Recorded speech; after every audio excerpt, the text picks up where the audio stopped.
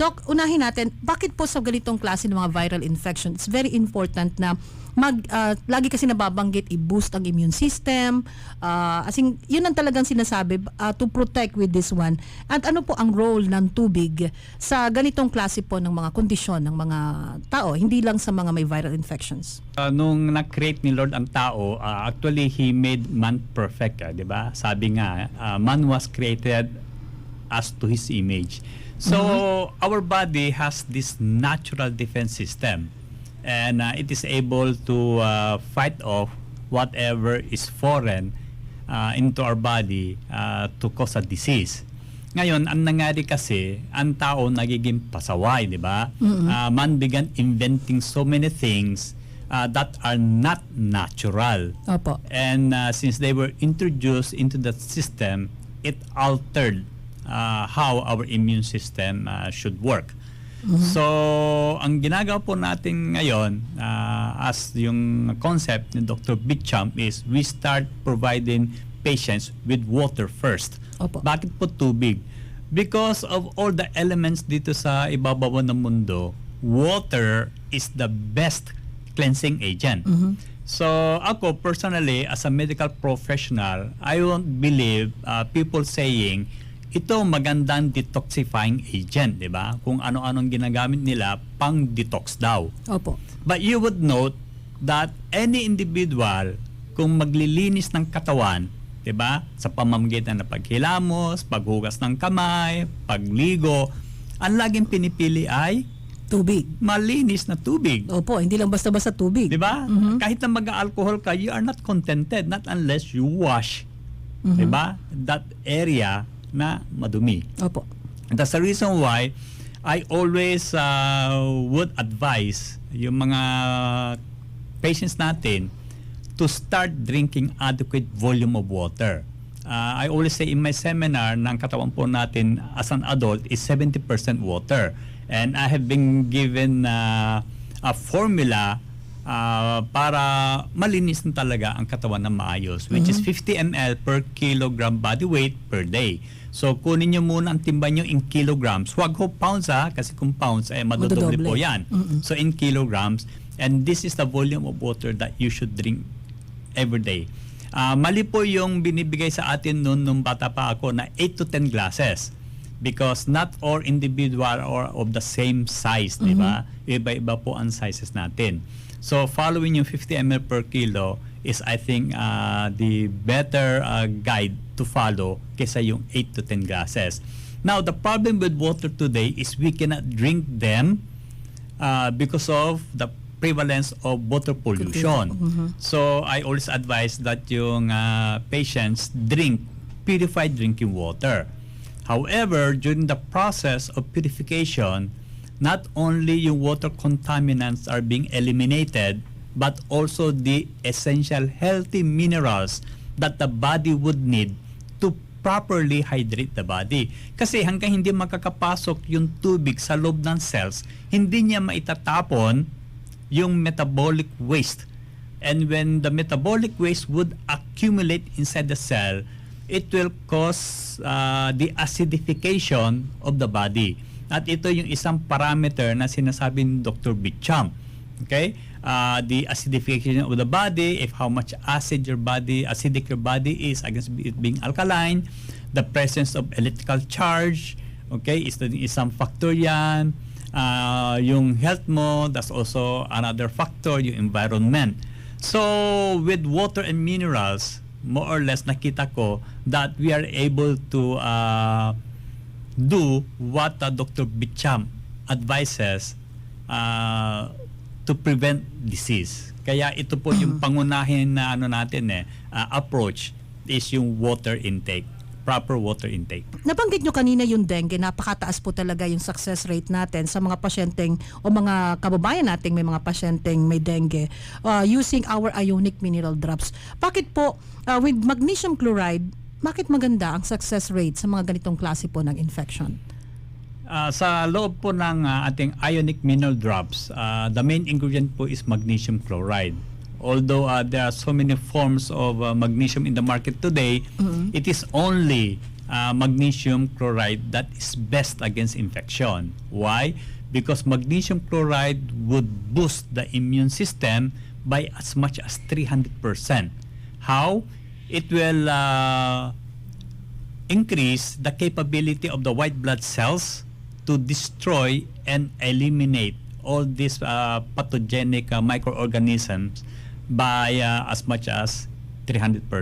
Okay. So ibig sabihin, in normal condition, if one white blood cell will destroy one virus, when given magnesium chloride, this one white blood cell is capable of destroying 3 viruses. Okay, so that will be an advantage already.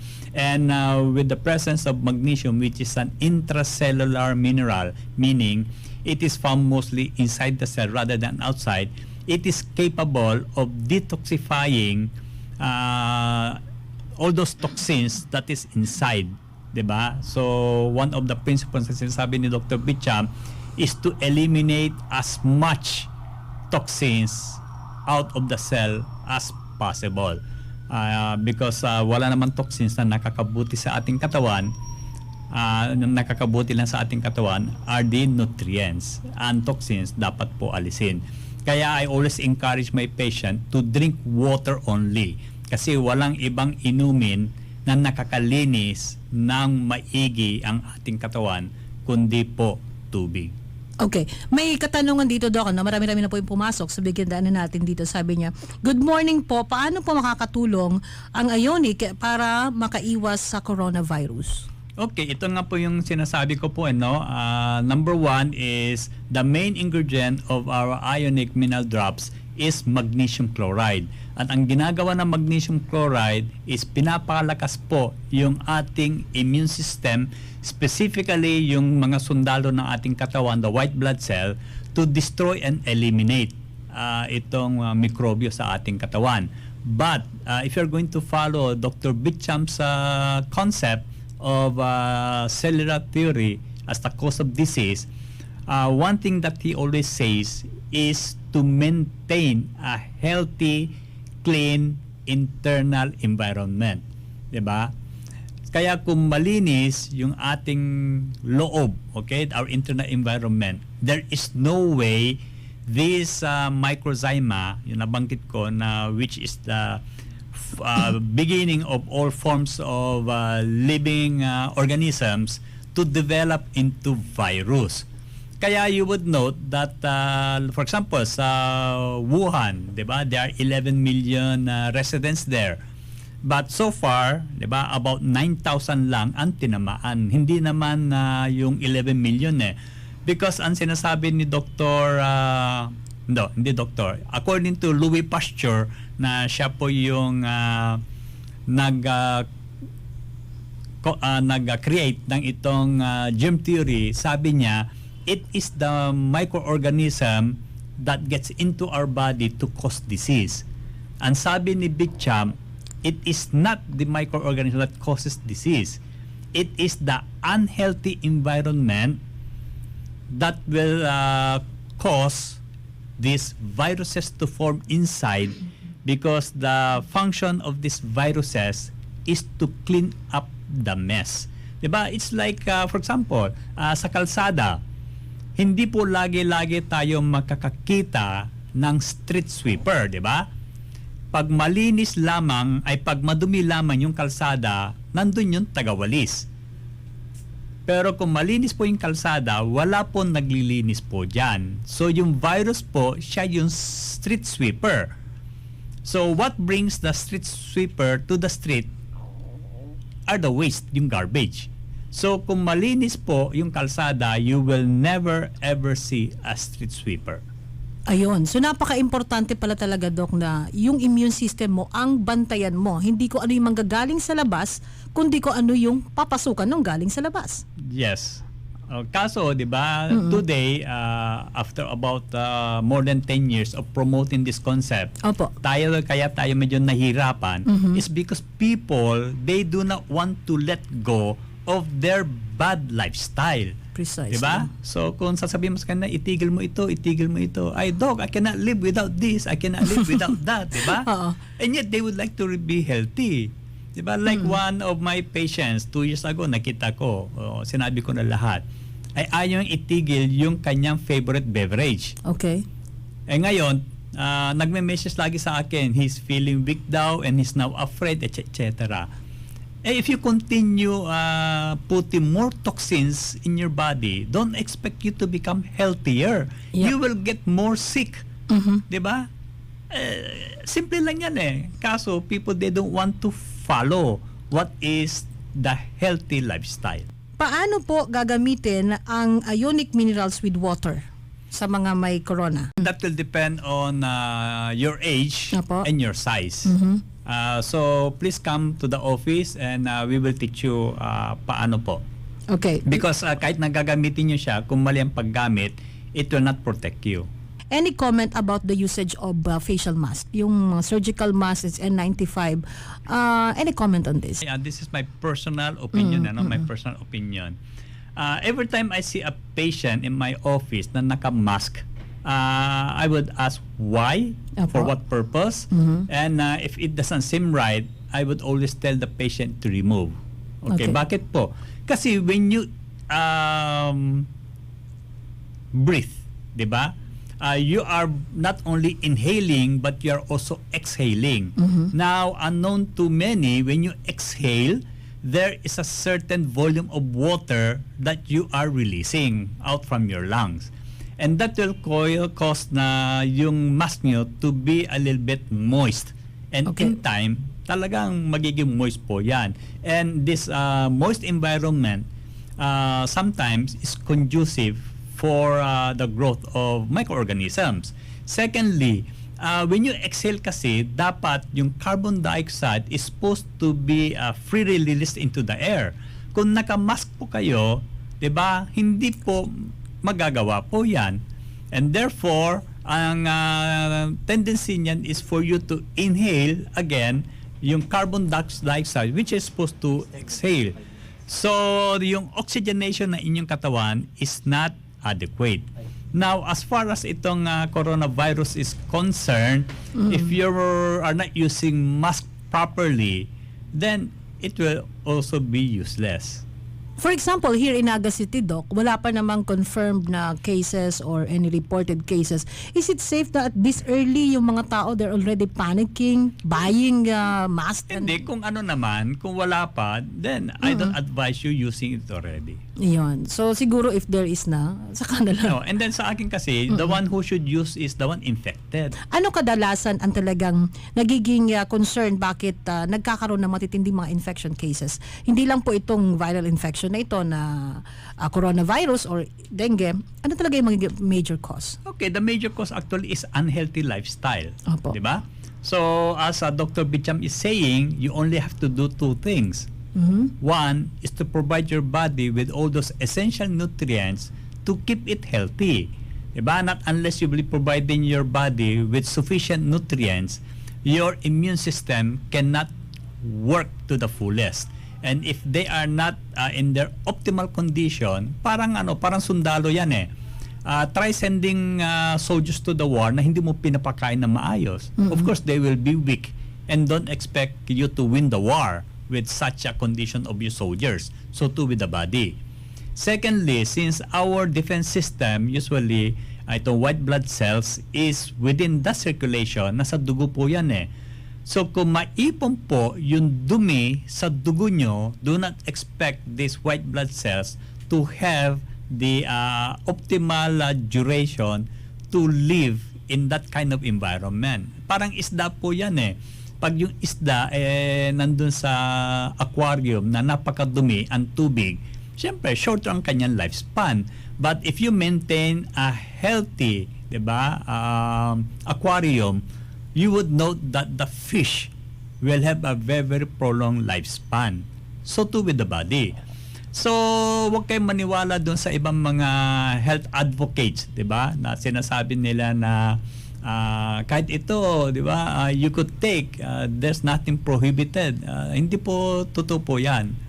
You must always see to it that you always practice a healthy lifestyle. And for me, if you say healthy lifestyle, it is how God, okay, created this earth that man would live in it healthily. The problem is man tried becoming God. like God, di ba? Marami siyang kinikreate na hindi naman dapat. And with that came the disease, di ba? So, ulitin ko po, to prevent disease, what we have to do is to create health. And this is what we teach in our office po sa ating seminar. Gumagamit na ako ng Ionique CMD. Ibig sabihin ba nito malakas na ang aking katawan? Depende po. Kasi there are some individuals who are using the product but they are not practicing a healthy lifestyle. Okay. I have seen several patients nga when I do the strength test, di ba? They are weak. And hindi naman yun dapat ang magiging full benefit ng ating Ionique mineral drops. So for you to really enjoy the full benefits, you have to follow yung tinuturo namin na concept sa office. Okay. So sa mga kababayan po natin, ang aming tanggapan ay nandyan po sa 3rd floor, RL Building, Panganiban Drive, Lerma, Naga City. Malapit lang po yan sa may Iglesia ni Cristo Chapel, sa taas po ng China Bank Savings. Doc, ano bang magagawa ng 10 drops ng Ionique Minerals para sa immune system ng isang tao? Okay. If you are deficient of the minerals, 10 drop actually would not help really much, not much. Okay. But it's better for you to have at least kahit 10 because according to our manufacturer which is Mineral Resources International or MRI, they say that when you take 10 drops of our Ionique CMD, it is like you taking more or less about 10 kilos of vegetables. The mineral content. Of 10 kilos. And then according to Dr. Gary Preistad, for us to remain disease-free, we must at least need 60 minerals. Okay. Now, our Ionique mineral drops contains at least 72 minerals per drop. So, although yung 10 drops is not enough, because at least matry na yes, nila. actually, ang mineral is just like your other nutrients, like yung rice. It's not enough that you take half cup of rice, di ba? Or 10 butil ng rice. Sasabihin mo, kulang kumain yun. ako ng rice, di ba? Okay na ako. Pero yung 10 butil po will not help. Okay. Di ba? Ganito po. So, likewise, when you start taking minerals which are essential nutrients, sustansya po yan, you must do on a daily basis. And the quantity must be in accordance to your weight. Body weight. Diba? Siyempre, iba yung kain ng bata sa kain ng matanda. Iba yung kinakain ng 60 kilos sa kinakain ng 100 kilos. Ayun. So, maraming variables po yan. So, final message mo po sa mga listeners natin today. Thank you very much for the opportunity, Ma'am Ange. Sana meron natutunan yung mga listeners today, yung ating mga friends. Huwag ko kayong magpanic, all you have to do is to adopt a healthy lifestyle at matatakot po sa inyo ang coronavirus or any other viruses or bacteria whatsoever. At yan po yung sinasabi ni Dr. Bicham.